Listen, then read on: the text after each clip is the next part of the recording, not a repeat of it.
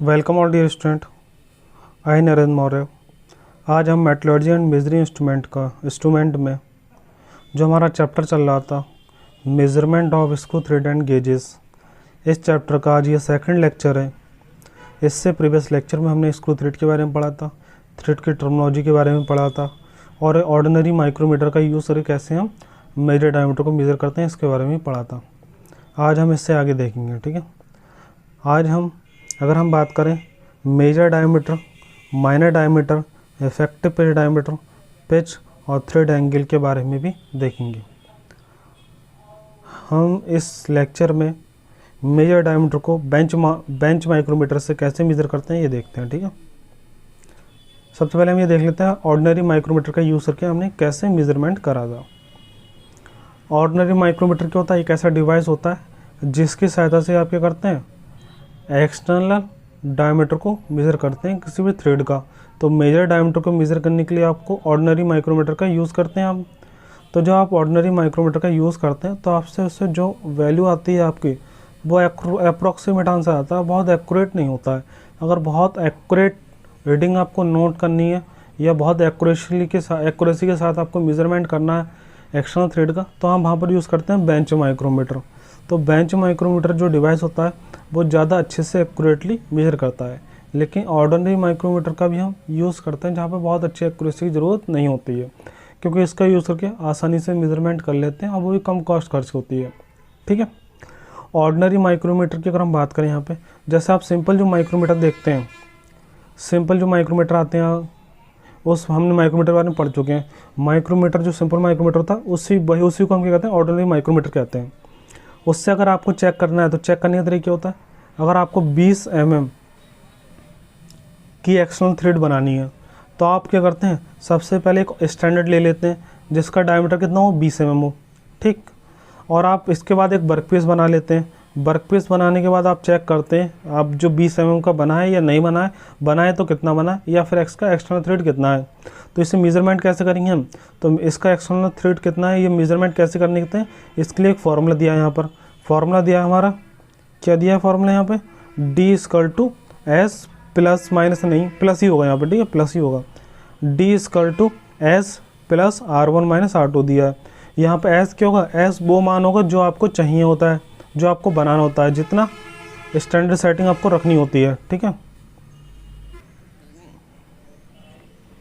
देखिए इस फॉर्मूले का यूज़ करके कैसे मेजरमेंट करते हैं। जैसे S क्या होता है आपका, वो मान होता है जो आपको चाहिए होता है।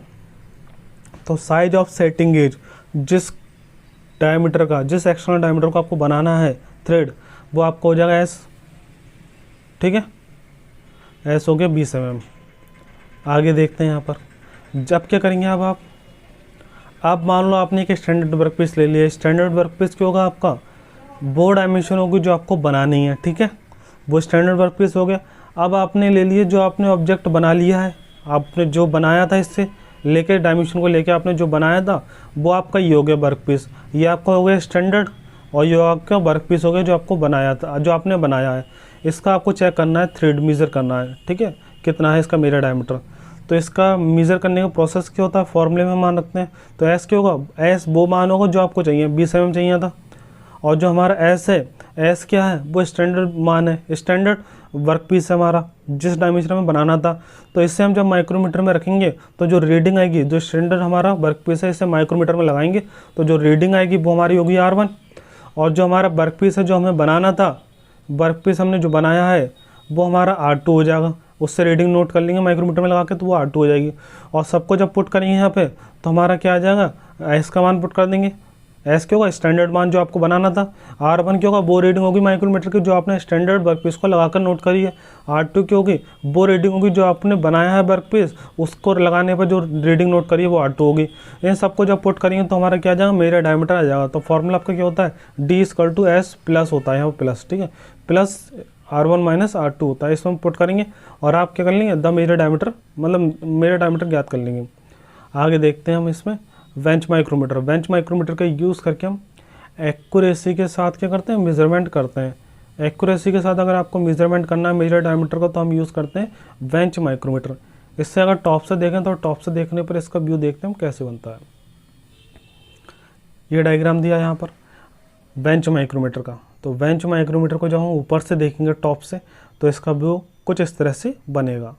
तो यहाँ पर हम देखते हैं कौन कौन से पार्ट्स होते हैं इसके। यहाँ पर आप देख रहे हैं सबसे पहले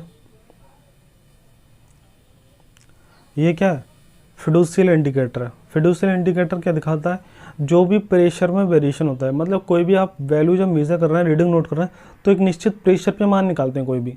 अगर मान लो यहाँ पर हम टेम्परेचर मेजर करें, तो एक एटमॉस्फेयर प्रेशर में अगर कोई चेंजेस आते हैं, अगर मान लो आंधी आ गई तब आप टेम्परेचर मेजर कर रहे हैं तो अलग आएगा। तो मतलब एटमॉस्फेयर प्रेशर में एक निश्चित प्रेशर पे आप मान निकालते हैं। तो अगर मान लो यहाँ पर कोई भी वेरिएशन होता है प्रेशर में, तो इससे शो कर देता है ये फिडुशियल इंडिकेटर, मतलब प्रेशर में वेरिएशन को शो कर देता है फिडुशियल इंडिकेटर। ठीक है। और यहाँ पर आप देख रहे हैं, यहाँ पर क्या है आपका माइक्रोमीटर हेड। तो जो आप रीडिंग नोट करेंगे, नोट करने के लिए जो स्केल यूज़ करते हैं यहाँ पर, वो आपका है माइक्रोमीटर हेड। इससे आप रीडिंग को नोट करते हैं। ठीक है। एक्सटर्नल थ्रेड के मेजर करने के लिए, एक्स्ट्रा मेजर डायमीटर को मेजर करने के लिए, एक्स्ट्रा डायमीटर को मेजर करने के लिए इसका यूज़ करेंगे। तो यहाँ पर अगर बात करें, जो हमारा वर्कपीस है मान लो, उसमें जो बाहरी सतह पे थ्रेड बनी है, इसे लगाते कहाँ पर है, तो लगाने के लिए हम दो यहाँ पर होल्डिंग सेंटर है, इन होल्डिंग सेंटर के बीच में वर्कपीस को लगा देते हैं। ठीक है। जो हमारे होल्डिंग सेंटर है, इनके बीच में वर्कपीस को इस तरह से लगा देते हैं, और लगाते इस तरह से जो चौड़ी वाला पार्ट होता है वो इधर की तरफ और इधर की तरफ रहे। तो आपका जो चौड़ी वाला पार्ट होगा, चौड़ी वाला पार्ट ये वाला, तो वो आपका इस तरह से रहना चाहिए कि चौड़ी वाले कॉन्टैक्ट में ये वाला पार्ट रहे। तो चौड़ी वाले कॉन्टैक्ट में ये रहता है, और जो ये वाली किनारियाँ होती हैं, ये वाली किनारी। ठीक है। मतलब जैसे कि अगर मान लो वर्कपीस आपका इस तरह का है, ये थ्रेडिंग है, तो आपके ये वाली जो किनारी है, ये वाली किनारी, ये वाली यहाँ पर रहेंगी आपके होल्डिंग सेंटर के बीच में। और जो आपकी जो यहाँ पे यहाँ क्या बनी हुई है, यहाँ पे थ्रेडिंग, वो थ्रेडिंग वाला आपका इन दोनों एनविल के बीच में रहेगा, इन दोनों एनविल के बीच में। ये दोनों एनविल कहलाते हैं मेजरिंग एनविल, क्योंकि इनके द्वारा हम मेजरमेंट करते हैं। तो ये हमारा, ये दोनों क्या है यहाँ पे, मेजरिंग एनविल है। ठीक है। ये क्या है, मेजरिंग एनविल है यहाँ पे। ठीक है। और ये क्या हो गया आपका, ये हो गया आपका फिडुशियल इंडिकेटर, जो आपको प्रेशर में वेरिएशन को दिखा देगा। इससे हम रीडिंग को नोट कर लेंगे। यहाँ पर हमारे ऊपर दिया क्लैंप, जब हम इसके बीच में क्या करेंगे, उस वर्कपीस को लगा देंगे, उसके बाद होल्ड करने के लिए क्लैंप का यूज़ करते हैं। और यहाँ पे जो आपको दिख रहा है यहाँ पे पार्ट्स, ये क्या है, सपोर्ट्स प्रोवाइड कराते हैं ये। ठीक है। अब देखते हैं यहाँ पे इसके जरिए मेजरमेंट कैसे करते हैं। सबसे पहले क्या होता है, जिस वैल्यू का आपको मेजरमेंट करना होता है, मान लो 20 mm, जैसे उसमें लिया था ऑर्डिनरी में, वही वैल्यू ले लेते हैं इसमें भी। मान लो 20 mm का आपको क्या बनाना था, एक्सटर्नल थ्रेड। ठीक। तो आपने बना लिया, मान लो जो आपको बनाना था वो आपने वर्कपीस बना लिया, उसका आपको मेजर डायमीटर कितना रखना था, 20 mm रखना था मान लिया। अब आपको चेक करना है 20 mm है कि नहीं है, मेजरमेंट करते हैं। उसके लिए सबसे पहले आपने एक स्टैंडर्ड भी ले लिया, क्योंकि आपको जब भी एक डायमेंशन तैयार करते हैं तो एक स्टैंडर्ड लेके चलते हैं। जैसे 20 mm जो डायमेंशन आपको चाहिए थी, उसी डायमेंशन का आप क्या ले लेंगे, उसी डायमेंशन का, जिस डायमेंशन को आपको चाहिए था एक्सटर्नल थ्रेड, तो उसी डायमेंशन का आप क्या ले लेंगे, एक स्टैंडर्ड ले लेंगे। स्टैंडर्ड आपको पता ही क्या होता है, एक स्टैंडर्ड ले लेंगे जो आपका सेम डायमेंशन में बना होगा जो आपको चाहिए। और जो आपने वर्कपीस बनाया है इस डायमेंशन को लेके, वो आपने यहाँ रख दिया यहाँ पर। अब देखो क्या करते हैं आप, सबसे पहले आप वो मान निकालते हैं यहाँ पर जो आपको क्या होता है, चाहिए होता है, वो ऐसा है आपका। अब आप क्या करेंगे, जो आपको रीडिंग आपने यहाँ पर मेज़र करनी है आपको, उसके लिए आप क्या करेंगे, यहाँ पर ये वाला जो होल्डिंग है, दोनों होल्डिंग के बीच में वो स्टैंडर्ड वाला पीस लगा देंगे आप। स्टैंडर्ड पीस लगाने के बाद यहाँ पर रीडिंग को नोट कर लेंगे। ठीक है। रीडिंग को नोट कर लेंगे, वो रीडिंग आपकी क्या हो जाएगी, R1 हो जाएगी। ठीक। फिर इसे हटा के यहाँ पे क्या लगा देंगे, फिर यहाँ पे लगा देंगे वर्कपीस, फिर इसे हटा देंगे और हटा के यहाँ पे क्या लगा देंगे, फिर इनके बीच में लगा देंगे वर्कपीस। और वर्कपीस को लगाने के बाद जो रीडिंग नोट करेंगे वो क्या हो जाएगी, R2, वो रीडिंग हो जाएगी R2। और जो हमने स्टैंडर्ड पे रीडिंग निकाली वो क्या हो गई, R1। और जो हमें मान जो लेके चल रहे थे हम, जितना बनाना था वो हो गया हमारा S। तो S का मान पता है, R1 का मान पता है, R2 का मान पता है, तो इससे आसानी से हम मान निकाल सकते हैं। तो इससे लेकिन क्या फ़ायदा होता है, इससे एक्यूरेसी अच्छी आती है, मतलब बहुत अच्छा मान आता है। क्योंकि इसमें आप देख रहे हैं माइक्रोमीटर, इससे 0.025 तक कह सकते हैं, इसकी एक्यूरेसी की होती है बहुत अच्छी होती है, 0.02 mm तक होती है। मतलब इससे आप 0.02 mm तक एक्यूरेटली रीडिंग को नोट कर सकते हैं। तो इसका ये बेनिफिट होता है, इसलिए बहुत अच्छी एक्यूरेसी होती है इसकी, इसलिए इसका हम यूज़ ज़्यादा करते हैं। ठीक है। तो आपको समझ में आ गया होगा बेंच माइक्रोमीटर का कैसे यूज़। ठीक है। इसका यूज़ करके हमने मेजरमेंट तो कर लिया है यहाँ पर। इसके बारे में और थोड़ा पढ़ते हैं आगे। यहाँ पे दिया मेजरमेंट ऑफ बेंच माइक्रोमीटर। देखते हैं बेंच माइक्रोमीटर के बारे में। यहाँ पर for getting the greater accuracy, अच्छी एक्यूरेसी के लिए बेंच माइक्रोमीटर को हम यूज़ करते हैं। और क्या मेज़र करते हैं? Measuring the major diameter. तो जो मेजर डायमीटर होता है उसे मेज़र करते हैं with the help of bench micrometer और विद द एक्यूरेसी के साथ, ठीक है। In this process the variation in measuring pressure, pressure में जो वेरिएशन होता है उससे हम क्या करते हैं, उससे क्या करते हैं, pitch error are being neglected, उससे निगलेक्ट कर दिया जाता है। क्योंकि पिच एरर अगर बात करें, पिच एरर जो होगी उस वो भी हो सकती है, उसका निगलेक्ट करने के लिए हम क्या करते हैं, जो प्रेशर में वेरिएशन होता है उसे मेज़र करते हैं और उसे कंट्रोल करते हैं प्रेशर को। मतलब जो हमारा फिडुशियल इंडिकेटर था, फिडुशियल इंडिकेटर क्या करता है, फिडुशियल इंडिकेटर हमारे प्रेशर में वेरिएशन को शो करता है और उसे प्रेशर को कंट्रोल करने के लिए हम उस मतलब प्रेशर को एक निश्चित वैल्यू पे निश्चित कर देते हैं, फिर उस पर हम रीडिंग नोट करना स्टार्ट करते हैं। क्योंकि अगर हम मान लो अलग अलग प्रेशर पे मान निकालेंगे तो उससे हमारा क्या होगा, जो हम मान निकाल रहे हैं उनमें वेरिएशन होगा, उनमें एरर आना स्टार्ट हो जाएगी। इसलिए फिडुशियल इंडिकेटर का यूज़ करके हम एक निश्चित प्रेशर पे ही मान निकालते हैं, ठीक है। The fiducial indicator is use to ensure all the measurement are made at same pressure, same pressure पे रीडिंग नोट करनी चाहिए हमें। अगर नहीं करेंगे तो उससे क्या होगा, मान भी हमारा वेरी करेगा, उसमें एरर आने की संभावना रहेगी। आगे देखते हैं यहाँ पर, the instrument has a micrometer head a vernier scale. जो हमारा जो टूल था इसमें माइक्रोमीटर का हेड था, वो किसके बराबर, वो माइक्रोमीटर के तरह था। तो उसमें जो रीडिंग हुई उसकी एक्यूरेसी की वो कितनी होती है, यहाँ पर 0.002 mm होती है, सॉरी, ठीक है, 0.002 mm होती है। मतलब बहुत अच्छी एक्यूरेसी के साथ ये मेजरमेंट करता है, 0.002 mm। तो आपको याद रखनी है, ये इसकी क्या हो जाएगी, लिस्ट काउंट भी हो जाएगी, इसकी ये लिस्ट काउंट हो जाएगी 0.002 mm बेंच माइक्रोमीटर की, ठीक है। Calibrated setting cylinder having the same diameter as the major diameter of the thread to be measure is using setting standard, ठीक है। वही वर्किंग बता रहा है जो हमने पढ़ी थी अभी। जो स्टैंडर्ड होता है उस स्टैंडर्ड के द्वारा माइक्रोमीटर में रीडिंग नोट कर लेते हैं, पहले R1, फिर बाद में जो वर्कपीस बनाया होता है उसकी रीडिंग नोट कर लेते हैं R2, फिर फॉर्मूले में निकाल के मान रख के निकाल लेते हैं मान। जैसे कि आपको डायग्राम यहाँ पे दिख रहा है, ये हमारा क्या साइड से अगर देखेंगे तो साइड से डायग्राम कुछ इस तरह दिखेगा। ये हमारा क्या माइक्रोमीटर हेड है और ये क्या फिडुशियल इंडिकेटर है जो प्रेशर में वेरिएशन को दिखाता है। दोनों हमारे सपोर्ट प्रोवाइड कराते हैं। और जो ये एनविल है हमारे, ये मेजरमेंट करते हैं, मेजरिंग एनविल है।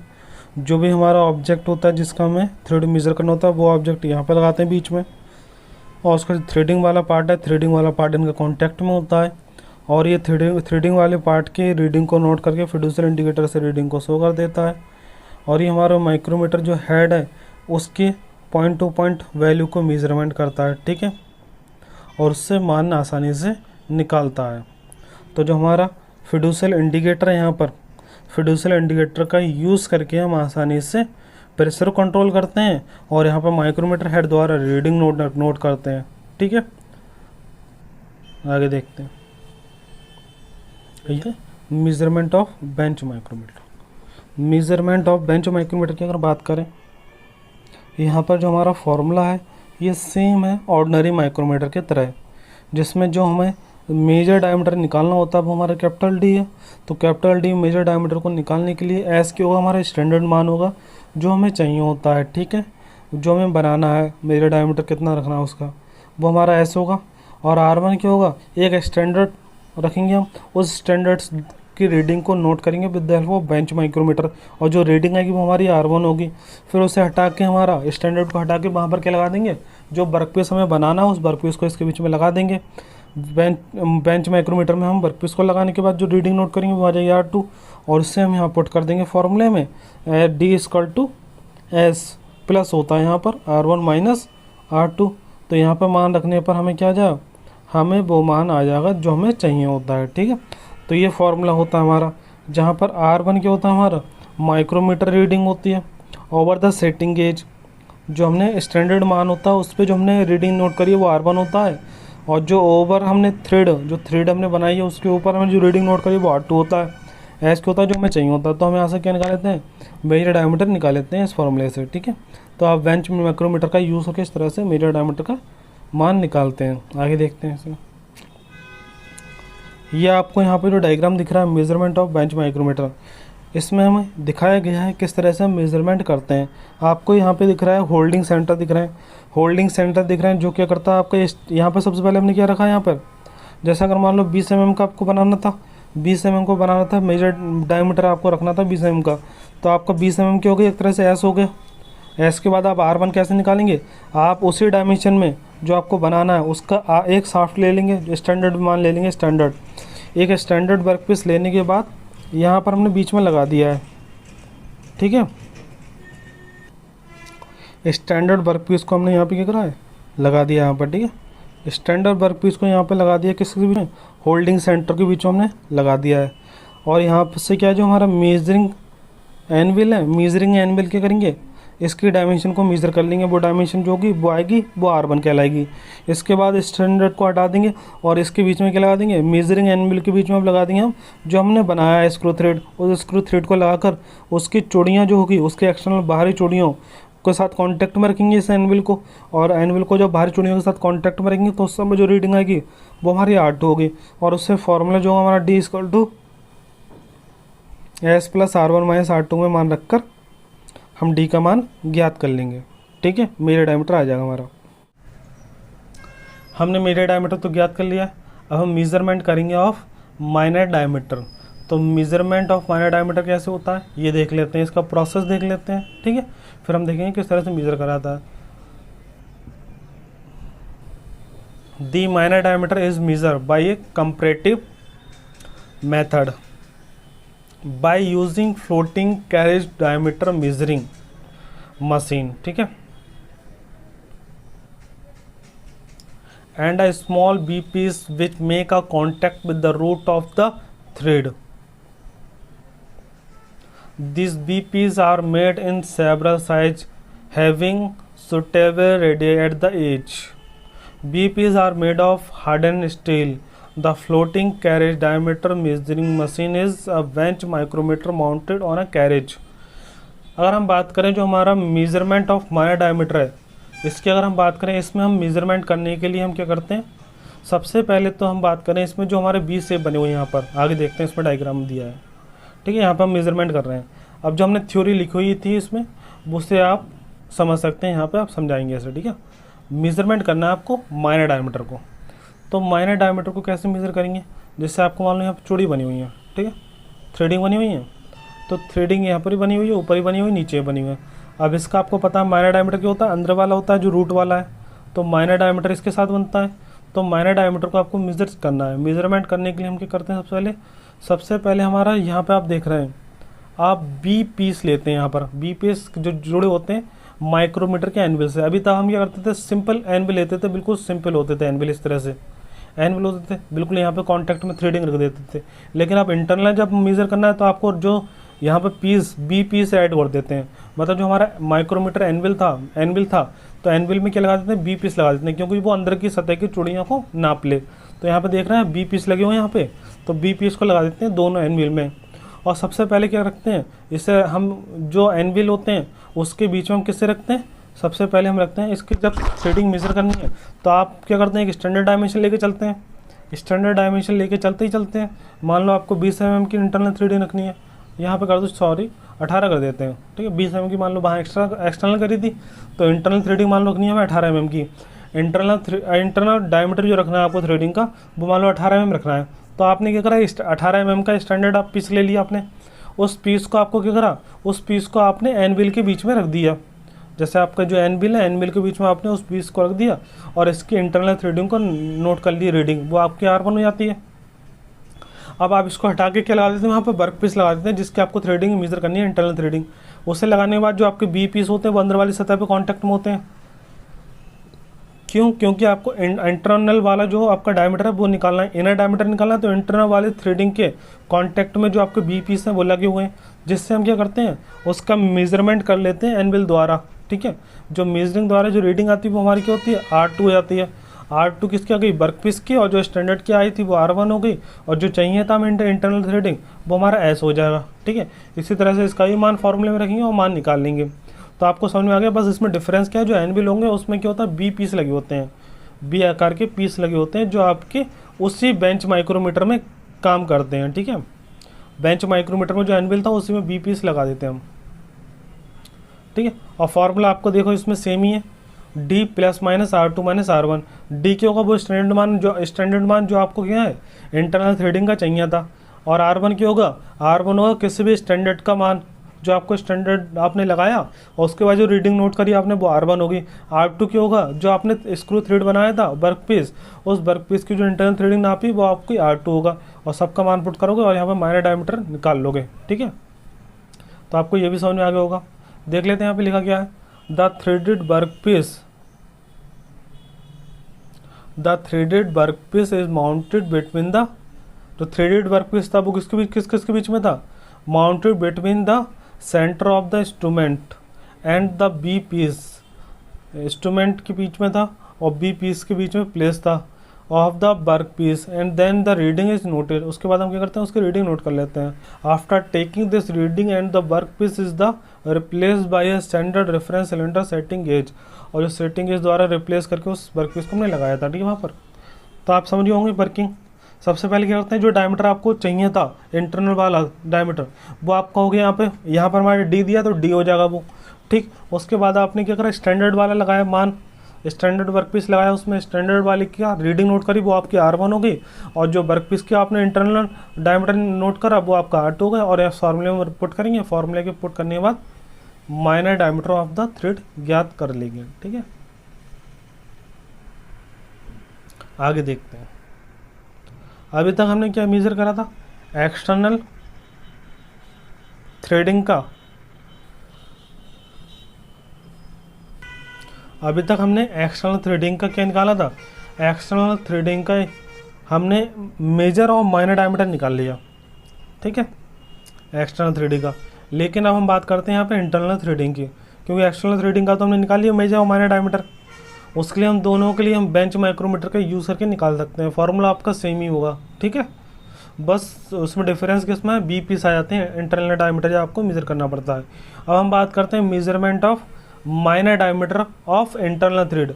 अब इंटरनल थ्रेड का माइनर डायमीटर कैसे मेज़र करेंगे ये देखते हैं। तो इंटरनल थ्रेड निकालना है आपको, इंटरनल थ्रेडिंग का माइनर डायमीटर। तो इंटरनल थ्रेडिंग तो आपको पता ही है, जैसे किसी भी नट में जो अंदर वाली सतह पे थ्रेडिंग बनी होती है, चूड़ी बनी होती है, वो आपके क्या कहलाती है, इंटरनल थ्रेडिंग कहलाती है। और इंटरनल थ्रेडिंग का आपको माइनर डायमीटर मेजर करना है, तो बाहरी वाली किनारियों के साथ जो बीच में बना हुआ डायमीटर, मतलब जो नीचे वाली किनारी है बाहर वाली, उनके साथ जो बीच में डायमीटर बना हुआ वो कौन सा हो जाएगा, माइनर हो जाएगा। ठीक है, तो उसे मेजर करने के लिए क्या यूज़ करते हैं देखते हैं। The minor diameter of internal thread are measure, किसके द्वारा मेजर करते हैं, बाई यूजिंग टेपर पैरेलल्स। ठीक है, और यूजिंग रोलर का यूज़ करके और पैरेलल टेपर का यूज़ करके हम इंटरनल थ्रेड का यूज़ करते हैं। मतलब इंटरनल थ्रेडिंग को नोट करने के लिए आपको रोलर का भी यूज़ कर सकते हैं आप, और साथ में टेपर पैरेलल्स का भी यूज़ कर सकते हैं, और इसके द्वारा हम क्या कर सकते हैं, माइनर डायमीटर को मेज़र कर सकते हैं ऑफ इंटरनल थ्रेडिंग। तो जैसे कि आप डायग्राम में यहाँ पे देख रहे हैं, यहाँ पे हम मेजरमेंट कर रहे हैं of minor diameter of internal threading. तो अगर मान लो किसी वस्तु पे इंटरनल अंदर वाली सतह पे चूड़ी बनी है, ठीक है, और उसका आपको क्या निकालना है, उसके छोटा वाला व्यास निकालना है, तो इंटरनल थ्रेडिंग मान लो इस तरह से बनती है। इंटरनल थ्रेडिंग का आपको ये इनर डायमीटर हो जाएगा छोटा वाला, और ये क्या हो जाएगा, यहाँ से बड़ा डायमीटर प्राप्त होगा आपको, ये बड़ा होगा ये छोटा होगा, और आपको छोटा वाला निकालना मतलब माइनर डायमीटर निकालना है इसके और इसके बीच का। तो देखो कैसे निकालेंगे, measurement of minor diameter of internal threading. तो उसके लिए हम क्या करते हैं, यहाँ पे टेपर प्लेट्स का यूज़ करते हैं। 2 टेपर प्लेट है, ठीक है, 2 टेपर प्लेट को क्या करेंगे, 2 टेपर प्लेट को एक दूसरे के यहाँ पर आवाज सरका सकते हैं। जो आप दिख रही है, आपको दिख रहा होगा ये एक टेपर प्लेट है और नीचे वाली एक टेपर प्लेट अलग है, मतलब ऊपर वाली अलग है टेपर प्लेट और नीचे वाली अलग है।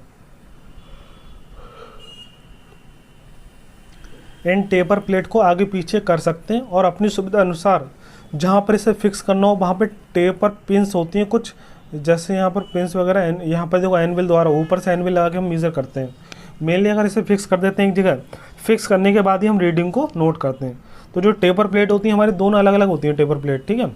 मान लो जैसे एक टेपर प्लेट यहाँ पर है और दूसरी टेपर प्लेट यहाँ पर है, उनका डिजाइन इस तरह से होता है कि एक दूसरे के ऊपर डायमीटर के हिसाब से उसे सेट कर सके। जैसे ऊपर की तरफ बढ़ाएंगे तो जितना ऊपर बढ़ाएंगे इसे तो उतना ही डायमीटर बड़ा होगा, तो उससे बड़े डायमीटर को मेजर कर लेंगे, और जितना हमें कम डायमीटर होगा उतना पीछे रखना पड़ेगा, जैसे पीछे और इसे पीछे, क्योंकि आगे वाला हिस्सा पतला है और पीछे वाला हिस्सा क्या थोड़ा मोटा है। तो जितना आगे बढ़ाएंगे उतना मैक्सिमम डायमीटर को इससे मेजर कर सकते हैं इंटरनल डायमीटर के, ठीक है। तो जब ये बिल्कुल जो आपके कह सकते हैं जो इसके इंटरनल थ्रेडिंग का जो थ्रेड बने हुए हैं वो थ्रेड जैसे इसके कांटेक्ट में आ जाएंगे और बिल्कुल ये फिक्स हो जाएगा एक जगह, मतलब बिल्कुल एकदम सही से ये मिक्स मिल जाएगा थ्रेडिंग के साथ। तो उसके बाद हम क्या करते हैं, जो हमारी टेपर प्लेट है इसे होल्ड कर देते हैं सही से। होल्ड करने के बाद जो हमारा माइक्रोमीटर एनविल होता है, एनविल द्वारा इधर से एनविल को लगाकर उस रीडिंग का मान नोट कर लेते हैं। उसका मान जो भी आता है वो हम मान निकाल लेते हैं और इजीली इसका क्या करते हैं, इंटरनल थ्रेडिंग का माइनर डायमीटर ज्ञात कर लेते हैं, ठीक है। तो इसमें एक बार देख लेते हैं यूजिंग टेपर पैरेलल्स। तो इसमें क्या करते हैं, टेपर पैरेलल्स प्लेट्स होती हैं, ठीक है, जो हमारी टेपर पैरेलल प्लेट्स होती हैं यहाँ पर, उन पैरेलल प्लेट्स का हम ये करते हैं इनके बीच में लगा देते हैं, और लगाने के बाद जैसे ये थ्रेड को छू जाता है वहाँ पर हम फिक्स करके ऊपर से नीचे से एनविल को लगाकर इसका इंटरनल थ्रेड मेजर कर लेते हैं। क्योंकि जहाँ पर ये होल्ड हुआ है इसका मतलब क्या है, इतना ही इसका इंटरनल व्यास है जहाँ तक होल्ड हुआ है, और इसी व्यास को हम साइड से कहीं से नोट कर लें तो नोट कर लेते हैं एनविल से इधर की तरफ से, और इधर की तरफ से जो इसके क्या देखते हैं जो ये वाला व्यास होता है वही व्यास ये वाला होगा, तो इसलिए ये वाला व्यास मेजर कर लेते हैं, वही व्यास ये वाला होगा। तो आसानी से हमें क्या होता है, इंटरनल थ्रेडिंग में हमें उसका माइनर डायमीटर ज्ञात हो जाता है, ठीक है। और इसका यूज़ कराता है for diameter less than 200 mm, ठीक है। 200 mm से कम के डायमीटर को मेज़र करने के लिए हम यहाँ पर टेपर पैरेलल माइक्रोमीटर का यूज़ करते हैं, ठीक है।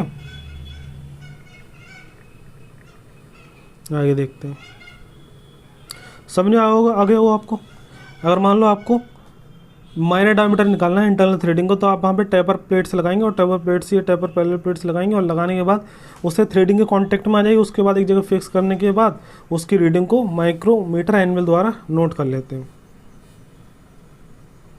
अब मान लो आपको इंटरनल थ्रेडिंग मेजर करनी है, अब हम यूज़ करेंगे वहाँ पे रोलर द्वारा। वहाँ पे हमने देखा था पैरेलल प्लेट्स द्वारा हमने यूज़ करा था, पैरेलल प्लेट का यूज़ करा था। तो अब यहाँ पर यूज़ करेंगे हम रोलर द्वारा कैसे मेजर करते हैं ये देखते हैं, ठीक है। वहाँ पर हमने तो टेपर पैरेलल प्लेट्स का यूज़ कर लिया था, और यहाँ पर यूज़ करेंगे रोलर द्वारा। तो रोलर द्वारा मेज़र करने के लिए हम यहाँ पे क्या करते हैं, तो आप देख रहे हैं यहाँ पे जैसे इंटरनल थ्रेडिंग मेज़र करनी है किसी वस्तु की, तो जिस वस्तु की इंटरनल थ्रेडिंग मेज़र करनी है उसमें आपने क्या करा, दोनों तरफ क्या करा, रोलर्स लगा दिए, और बीच में क्या लगा दिया आपने, स्लिप गेज लगा दिया। और स्लिप गेज इस तरह से लगाते हैं कि बिल्कुल एकदम क्या हो जाए, ये एकदम फिक्स हो जाए। स्लिप गेज अलग अलग साइज़ के होते हैं, अलग अलग साइज़ के स्लिप गेज को आप लगा के एकदम इस तरह से लगा देते हैं कि बिल्कुल ये क्या हो जाए, रोलर हमारे बिल्कुल फिक्स हो जाए, इसमें हिले नहीं। और इसका यूज़ करके हम 200 mm डायमीटर, ठीक है, 200 mm डायमीटर से ज़्यादा के डायमीटर को भी आसानी से इसमें नाप सकते हैं।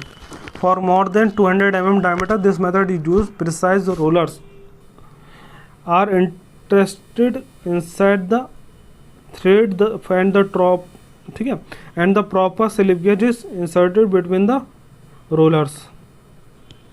तो मतलब अगर बात करें यहाँ पे जो हमारा रोलर्स होता है, रोलर का यूजिंग रोलर की सहायता से हम क्या कर सकते हैं, मोर देन 200 mm के लिए भी, 200 डायमीटर से ज़्यादा के लिए भी हम कर सकते हैं इस मेथड का यूज़ कर सकते हैं।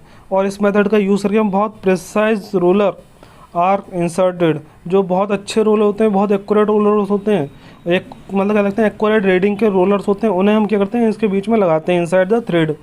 प्रॉपर स्लिप गेज भी क्या करते हैं इन दोनों के बीच में हम लगा देते हैं, जिससे एकदम ये हिले भी नहीं, ठीक है। और उसके बाद क्या करते हैं, the minor diameter is then the length of the slip gauge plus two is the diameter of roller, ठीक है।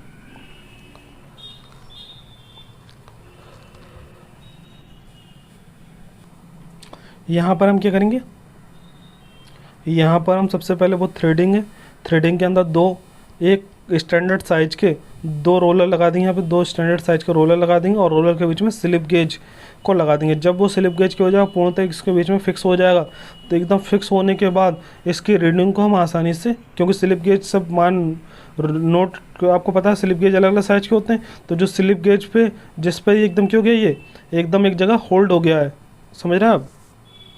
जैसे आपने रोलर लगाया, रोलर का एक साइज होता है, पर्टिकुलर साइज होता है, उस रोलर को लगाया दोनों तरफ, उसके बीच में अपने अलग अलग साइज का रोलर लगा स्लिप गेज लगा दिए, और स्लिप गेज जिस स्लिप गेज को लगाने के बाद ये साइज एकदम क्या हो जाएगा, फिक्स हो जाएगा आपका, मतलब इंटरनल थ्रेडिंग को परमानेंटली टच कर जाएगा वो और एकदम होल्ड हो जाएगा, फिक्स हो जाएगा। फिक्स होने के बाद क्या करेंगे हम उसे निकालने के बाद देख लेंगे स्लिप गेज का कितना मान था और हमारे रोलर का कितनी मोटाई थी, उससे हम सबको नोट करके इंटरनल उसका व्यास ज्ञात कर लेंगे, ठीक है। तो ये आपका हो गया इंटरनल थ्रेडिंग का माइनर डायमीटर कैसे मेज़र कर सकते हैं। अगले लेक्चर में हम क्या देखेंगे, पिच मेजरमेंट कैसे करा जाता है, अगले लेक्चर में हम ये देखेंगे। तो आज हमने क्या देखा था, आज हमने देखा था माइनर डायमीटर को कैसे ज्ञात करेंगे फॉर इंटरनल थ्रेडिंग। तो हमने ये देखा था यहाँ पे दो मेथड होते हैं इंटरनल थ्रेडिंग में माइनर डायमीटर को ज्ञात करने के, एक यूज़ कर सकते हैं टेपर पैरेलल्स और दूसरा रोलर का यूज़ करके। तो टेपर पैरेलल्स में क्या करते हैं, टेपर पैरेलल प्लेट्स होती हैं, उन प्लेट्स को हम क्या करते हैं एक दूसरे के ऊपर इस तरह से लगाते हैं जब वो पूरे तरह से थ्रेडिंग के कांटेक्ट में आ जाओ, जहाँ कांटेक्ट में आती हैं उसे फिक्स करने के बाद उसे एनविल से उसका रीडिंग का नोट करके व्यास ज्ञात कर लेते हैं, तो उससे इंटरनल डायमीटर हम ज्ञात कर सकते हैं। और साथ में जब रोलर से निकालना होता है तो रोलर अपने एक पर्टिकुलर साइज के होते हैं, उन रोलर को उनके बीच में लगाकर उनमें अलग अलग साइज के स्लिप गेज बीच में फिक्स कर देते हैं। जब वो परमानेंटली फिक्स हो जाता है इन थ्रेडिंग के बीच में, तो उसे निकाल कर उससे रीडिंग को नोट करके उसका मान ज्ञात कर लेते हैं कि इंटरनल डायमीटर कितना था उसका, ठीक है। तो आपको माइनर डायमीटर किस तरह से निकालते हैं आपने देख लिया इंटरनल थ्रेडिंग में, ठीक है। बाकी अब जो हमारा अगला लेक्चर में हम बाकी देखेंगे पिच मेजरमेंट कैसे करते हैं।